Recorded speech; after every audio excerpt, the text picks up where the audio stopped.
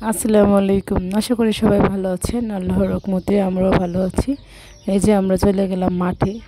মাঠে এখন সোনালি ফসল চাষ করা হয়েছে, এটা কাটা হচ্ছে এখন আমাদের এলাকায়। মাঠের মধ্যে প্রচুর পরিমাণ সবুজ ঘাস। প্রকৃতি আসলে অনেক মনের মতো সুন্দর। বিকালবেলা ঘুরতে যাওয়ার কিছু দৃশ্য তুলে ধরলাম আপনাদের মাঝে। আশা করি আপনাদের কাছে ভালো লাগবে। এই যে দেখতেছেন, এটা একটা মাঠের মধ্যে জমি টমি সব চাষ করা হয়েছে, ওখান থেকে সব কাটে নেওয়া হচ্ছে। তারপরে জমিটা আসলে এখন খালি জমি। আসলে জমিটা অনেক সুন্দর ছিল, এখন শুধু পাটের জমি ছিল। পাট এখন কাটা হচ্ছে। যে বিকালবেলা সূর্য ডুবে ডুবে যাওয়ার সময়, প্রায় মাগরিবের নামাজের কাছাকাছি সময় ছিল তখন।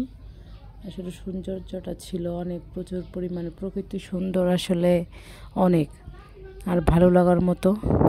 আসলে এমন কোনো মানুষ না যে প্রকৃতি ভালোবাসেন না আর সবুজ পরিবেশটা ভালো লাগে না। আসলে আমার কাছে অনেক ভালো লাগে। আশা করি আপনাদের কাছে সবুজ প্রকৃতি আসলে অনেক ভালো লাগবে। যদি কেউ ঘুরতে চান তাহলে আসতে পারেন। আসলে আমাদের এলাকায় অনেক সুন্দর একটা জায়গা, আসলে অনেক সুন্দর। তারপরে আবার নদী, চারো সাইড আসলে পানি আর পানি, মাঝখানে সেই দ্বীপের মতো একটা জায়গা, আসলে অনেক সুন্দর।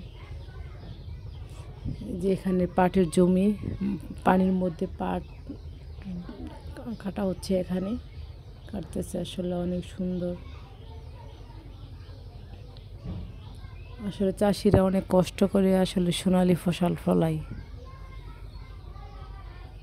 চারপাশে শুধু পাট, পাট আর পানি।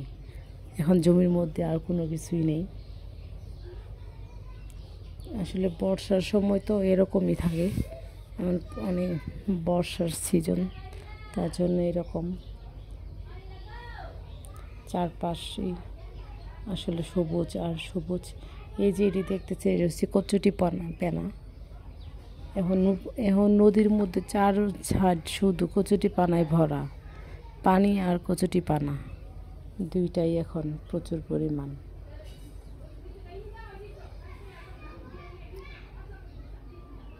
আসলে অনেক সৌন্দর্য। দেখতেছেন নদী, নদীর মধ্যে সারি সারি অনেক নৌকা, এখন অনেক ঝাল্লারা অনেক মাছ ধরতেছে। এখন মাছের সিজন, আর প্রচুর পরিমাণ বাতাস, প্রচুর গরমের মধ্যে আসলে অনেক বাতাস। আসলে নদীর পাড় গেলে আসলে মন ভরে যায়, বাতাস ভালো লাগে। আসলে অনেক ভালো লাগার মতো কোনো কিছু এখানে আছে। এই যে নৌকা, এই যে পানি, এই যে একটা গ্রাম দেখা যাচ্ছে অনেক দূর।